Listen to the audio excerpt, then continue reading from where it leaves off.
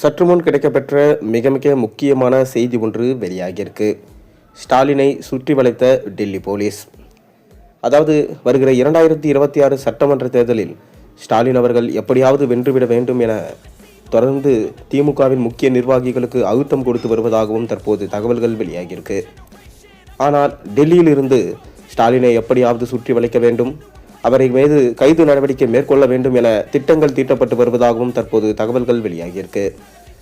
வருகிற 2026 சட்டமன்ற தேர்தலில் பணத்தை கொடுத்தால் மட்டுமே வெற்றி என்கின்ற நிலைமைக்கு தற்போது திமுக வந்துவிட்டது.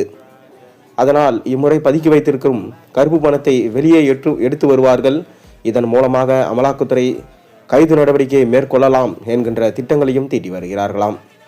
இந்த ஒட்டுமொத்தமான 4.5 ஆண்டு கால ஆட்சி காலத்தில் மக்களிடமிருந்து வாங்கிய லஞ்ச பணங்களையும் ஊழல் செய்து சேகரித்த பணத்தையும் கருப்பு பணமாக சேகரித்து வைத்துள்ளனர் அனைத்து அமைச்சர்களும் முக்கியமான நிர்வாகிகளும்.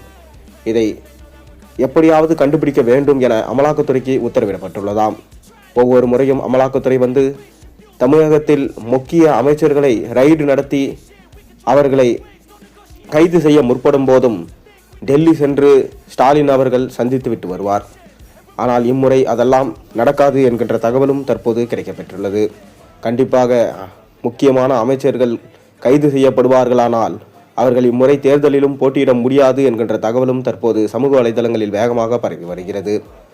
இதனால் உதயநிதி ஸ்டாலினோ ஊழல் பட்டியலில் உள்ள அமைச்சர்களுக்கு இம்முறை வாய்ப்பு தர வேண்டாம் என்கின்ற நிலைக்கு உதயநிதி வந்துள்ளார்.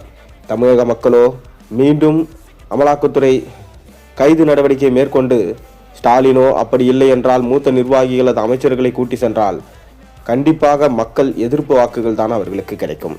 அது மட்டும் இல்லாமல் ஏற்கனவே தமிழக மக்கள் திமுகவின் ஆட்சியில் மிகவும் வருத்தப்பட்டு கொண்டிருக்கின்றனர். இம்முறை நிலைமையோ தலைகீழாக மாறிவிட்டது.